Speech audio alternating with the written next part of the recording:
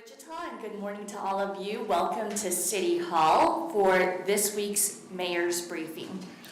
We appreciate all the robust feedback we have gotten on the budget so far, including the more than 1,000 people who took the budget simulator, those who came to district advisory board meetings, council breakfast meetings, and reached out to myself and the 6 council members to provide feedback.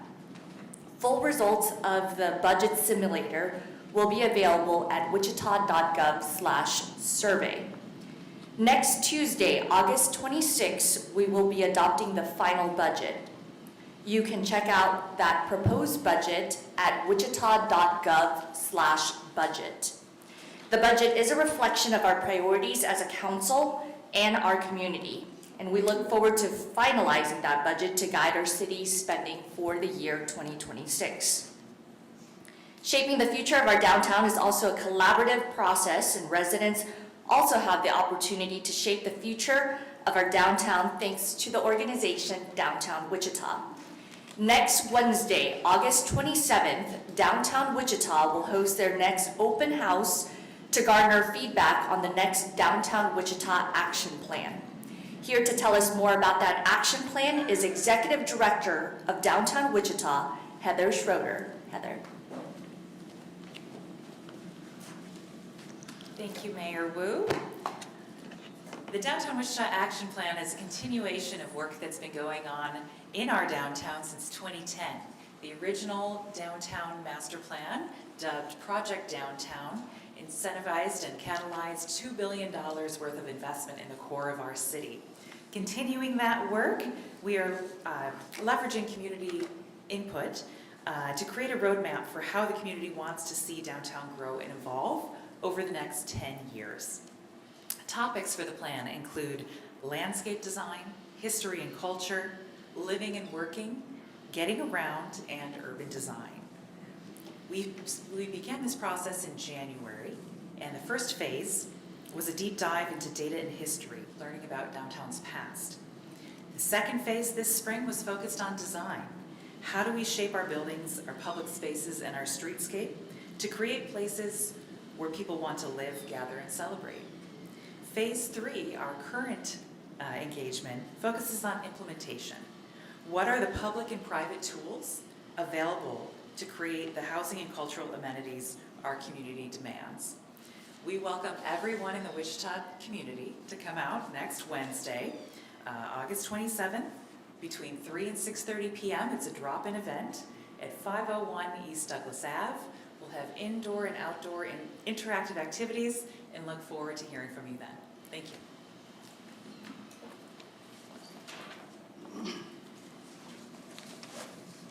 Thank you, Heather. I'm actually wearing my Choose Wichita pin this morning to remind folks about that open house. It's a great opportunity for you to provide feedback on the future of downtown Wichita, and your voice does matter. And again, that opportunity will be next Wednesday, August 27th at the Downtown Wichita offices. You can also find more information at downtownwichita.org/action plan. We know that input from this plan will lead to great improvements in our city's downtown core. Another area that will undergo some changes along will be the Redbud Trail. Next week, work will be undertaken along the path by Evergy, and that work will include some necessary temporary path closures.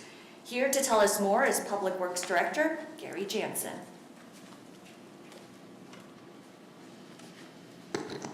Thank you, Mayor. As the Mayor said, starting next week, Evergy will be beginning placement of They'll begin work next week for what will be placement of new transmission line facilities along the Redbud Path. So that'll go between the existing substation at 9th and Hillside up to the substation that's on the Wichita State campus, north side of 17th, back west of Oliver. Next week will be some grading work north of 13th Street. In the coming weeks, when they start looking at pole installation, especially in the next 30 days, they will be closing sections of the path. We'll be fencing them off for the safety of the public. Large equipment's going to be out there to get those facilities in place. They're projecting the work to be done by the end of the year, but As we know more information about the particulars, especially for any work that will cause closure of the path, we'll provide that information through our comms team, make sure that gets out to everybody. Obviously, getting into the fall, we know the path is still going to be used, but again, we need to keep it safe. So there'll be areas of that path along that whole area that'll be completely closed, probably for months at a time while this work gets done. This project is to upgrade existing transmission facilities running between those same two substations. Generally runs along 9th Street, Volusia, 16th Street, back through the neighborhood. This new routing then will effectively replace those existing transmission facilities that connect those two substations, necessary upgrades that they've been planning for some time. So we'll keep information out there as we know, make sure everybody knows specifically when the path will be closed. Thank you.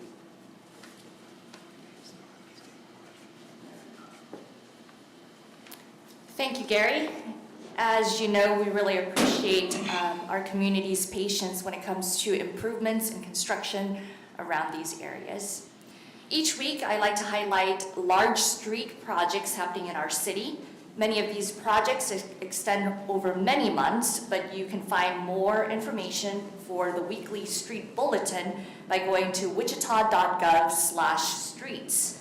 In new projects to highlight this week in District 6, asphalt repairs are being made on Stockman Drive from West Museum Boulevard to Stockman Drive.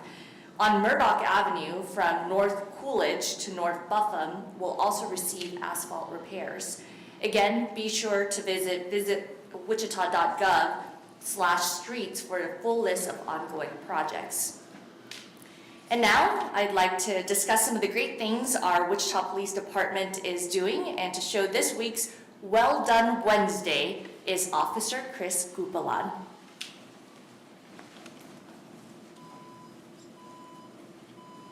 Thank you, Mayor. I'm Officer Chris Gupalan, the Public Information Officer for the Wichita Police Department.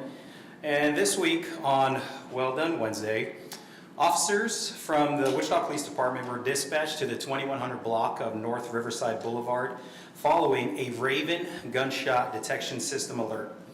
The system's accurate location information enabled a rapid response and coordinated effort to the scene. As they arrived, Raven's accuracy was confirmed when officers themselves heard additional gunfire. Using that real-time intelligence, they moved quickly toward the source of the shots, and within moments, officers located 2 suspects and safely took them into custody. A search of the area revealed shell casings and 2 firearms, which one of them reported stolen. The male suspect was arrested for possession of a firearm by a felon, and the female suspect was arrested for possession of a stolen firearm and drug-related charges.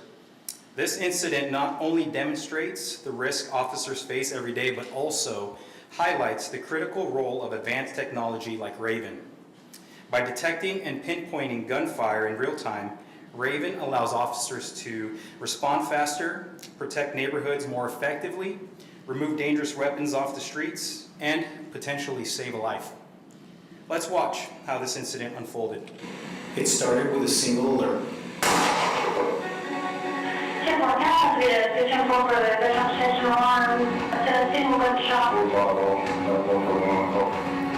The Raven gunshot detection system picked up gunfire in the 2100 block of North Riverside Boulevard and sent an instant notification to WPD officers.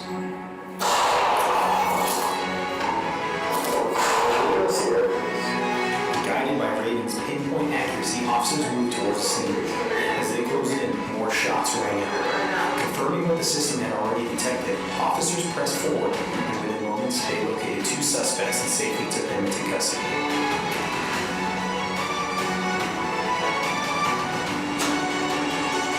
The search that followed told the rest of the story. Shell casings, 2 firearms, one of them reported stolen. The male was arrested for felon in possession of firearm, and the female was arrested for possession of a stolen firearm and drug charges as well. This wasn't just about quick arrests. It was about lives protected, neighborhoods safeguarded, and dangerous weapons taken off our streets. Raven gave officers the real-time intelligence they needed. They turned it into action, and Wichita families are safer because of it. To all the officers involved, well done. Thank you, Mayor. Thank you, Officer Gupalan. I also want to say thank you to your entire team at Wichita Police Department because on Tuesday after our 9 to 5 council meeting, there was a town hall that lasted 2.5 hours in District 1, and many of this technology as well as policies were discussed during that town hall, and I'm very appreciative to those folks in the police department as well as Councilmember Johnson who were there for that town hall meeting. Next, in policing news, I'd like to invite Captain Aaron Moses to provide an update regarding Wichita Police Department policy on guarding injured suspects. Thank you, Mayor. As you've just seen, we are committed to highlighting the outstanding work our employees do every day through efforts like Well Done Wednesday. But being a transparent agency also means that when we make mistakes or when we fall short of the expectations of our community, we must acknowledge it openly and honestly. Today, I want to take some time to provide clarity and accountability by sharing a timeline of events surrounding the investigation into the fatal hit-and-run collision that occurred on August 13th. On August 13th at 6:31 p.m., Sedgwick County Emergency Communications began receiving multiple calls reporting a serious crash at Harry and Rock Road in Wichita. Within minutes, a Kansas Highway Patrol trooper arrived on the scene, and the 2 occupants of the suspect vehicle fled on foot. 19-year-old Gage Brasher was located nearby by Wichita Police Department officers and identified as the driver. He was transported to a hospital for medical evaluation and testing. While at the hospital, it was determined that he had injuries requiring admission. At that point, the decision was made to release Brasher from custody while he received treatment. Officers left the hospital around 12:30 a.m. on August 14th. Roughly 30 minutes later, at 1:05 a.m., the hospital notified us that Brasher had left. Upon learning this information, Chief Sullivan, who was out of town for professional training, immediately resources to locate Brasher and return him to custody. Despite our efforts, Brasher was not located that day, and his information was shared publicly. On August 15th, a deputy chief met in person with the victim's family to explain what had occurred and what steps were being taken by the police department. Additionally, Chief Sullivan returned to Wichita and immediately met with his executive team to review our policies and identify gaps that contributed to this situation. It became clear that existing policy did not provide adequate guidance for field supervisors regarding suspects requiring hospitalization. That same afternoon, the case was presented to the Sedgwick County District Attorney's Office, and Brasher was charged with second-degree murder. By 4 p.m. that day, Brasher was located at a residence on East Range Road and taken into custody without incident, where he was later booked into jail with a high bond. Before the day ended, executive staff approved immediate updates to policies 302 and 303, which were published the following Monday morning. The key changes to these policies include a clear presumption that a guard will be placed on any hospitalized suspect arrested for serious offenses, including murder, attempted murder, rape, aggravated battery, sexual assault of a juvenile, or any case where the suspect poses a threat to public safety. A mandatory review of all hospital guard decisions by field services and investigations division commanders by 9 a.m. the following workday, and a requirement under Policy 303 that suspects in felony DUI cases are to be booked into jail when probable cause exists and a blood draw has been completed. We know these policy changes do not erase the confusion and frustration caused by this incident, but we believe it is important to share openly what happened, and more importantly, the steps we've taken to ensure it does not happen again. The Wichita Police Department remains committed to accountability, transparency, and maintaining the trust of the community we serve. Thank you, Mayor, for allowing us to provide that update. Captain, are you taking any questions? We'll take questions at the end like we always do.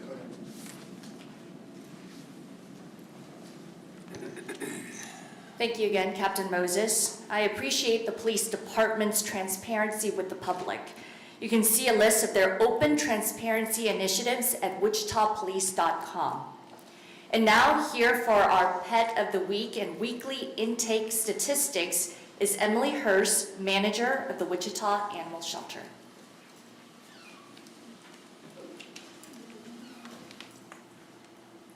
Hi everyone. I'm gonna bring my entourage of kittens here. Today I brought 4 sibling kittens. There's actually 2 more at the shelter for a total of 6. They're all litter mates. They're about 8 weeks old, and they were brought into us around, as abandoned, around 130 North Glendale Avenue. Like I said, there's 6 of them. They start at the numbers A176626 and run through 627, 628, 629, 630, and 631. And we've got calicos and tabbies, but I just wanted to show a representation of all the cute kittens that do come through, especially around this time. Summer and fall can be kitten season. And for you guys to reach out to our adoption partners like the Kansas Humane Society and Wichita Animal Action League, as you can adopt through either one of them for any of the animals that come through our shelter that are not reclaimed by their owners. Again, if you would like to help support support Wichita Animal Services, but all of our partners are in need of fosters, they're in need of donations, and they're in need of adoptions. And every time you sign up to help one of them, you're effectively helping the city shelter and the animals that have been abandoned there. You can reach the Kansas Humane Society at kshumane.org, and you can reach Wichita Animal Action League at wallrescue.org.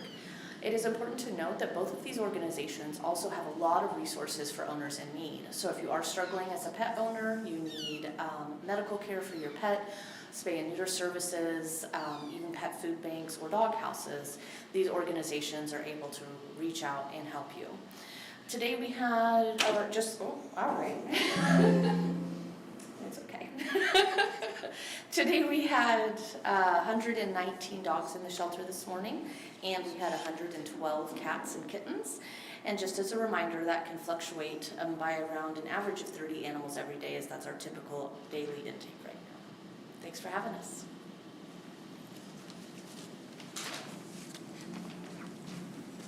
Thank you, Emily, and thank you to the police department.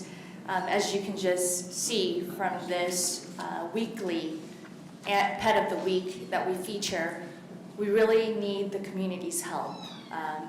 Obviously, the shelter has space for dogs and cats, and we really need people to adopt these animals or to reclaim their animals. So again, thank you, Emily, and all the staff at the Wichita Animal Shelter. In community events this week, be sure to head to Old Town between 8 and 11 a.m. on Saturday for the Old Town Farmers Market. You can soak up the rest of the summer sun while you're at the market there.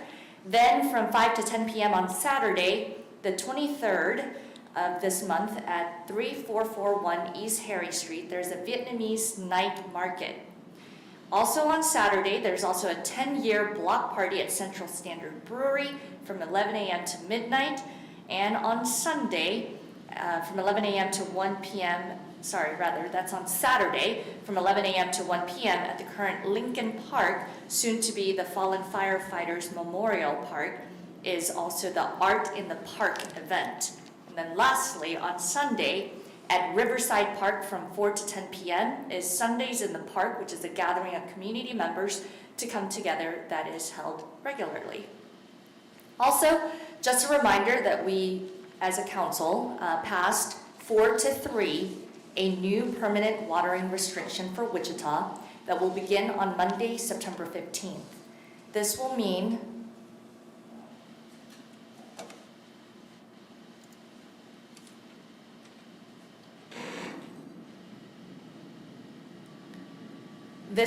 that Stage 2 restrictions will no longer be in effect starting on September 15th, and instead, a 3-day-a-week watering plan will be permanent in Wichita to ensure that we safeguard our water supply.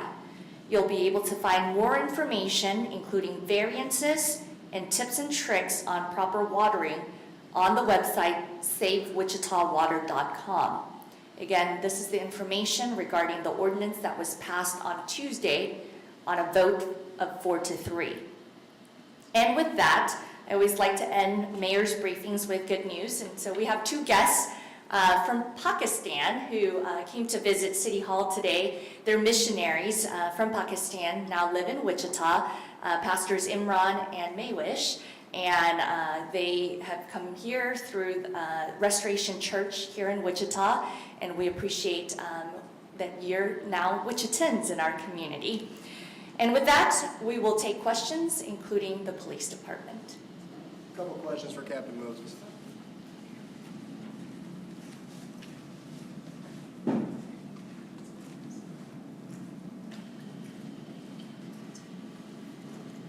Looking back retroactively, is the police department willing to say that it was a mistake not having a guard with Gage Brasher that day? I think my statement began by saying we want to openly acknowledge when we make mistakes. So I think that's pretty clear based on the statement that we've made. And someone with his charges in the future would have a guard with him, correct? Again, the statement I gave talks about the changes to the policy and the presumptions of when guards will be placed. Using that language, presumed or presumption, why is it that word instead of they will be watched? There's always case-by-case scenarios. Each case is different. And the guidance we wanted to give to our supervisors is there's a clear presumption on the behalf of executive staff and the community that these guards will be placed. That should be where we start the conversation, is that the guard is placed. And then if there's mitigating factors or something specific in each case that may change that, then it's a conversation that will occur with the controlling supervisor and a bureau commander, which is a captain or above. So the accident happened in the evening time, right? When it's still light out? Correct. Okay. And then there was a guard there till 12:30 a.m.? As I said in the statement, the officers left the hospital at 12:30 in the morning. Okay. And is it often that you have a suspect that leaves a hospital or have to guard a suspect at a hospital? It's not uncommon. Final question for me, why the change now? Why wasn't this in place earlier? Clearly, sometimes incidents occur and they cause us to reevaluate our policies. As a forward-thinking, transparent agency, we know that there's going to be times where our policies don't meet the standards that we set for ourselves or that the community sets for us. And it's important for us to take very swift action when we identify that those gaps exist, which is what happened here. The chief immediately convened a meeting with his executive team to review the policy and determine what, if any, gaps existed and how to correct those gaps so that our supervisors and our officers have very clear guidance in these situations moving forward.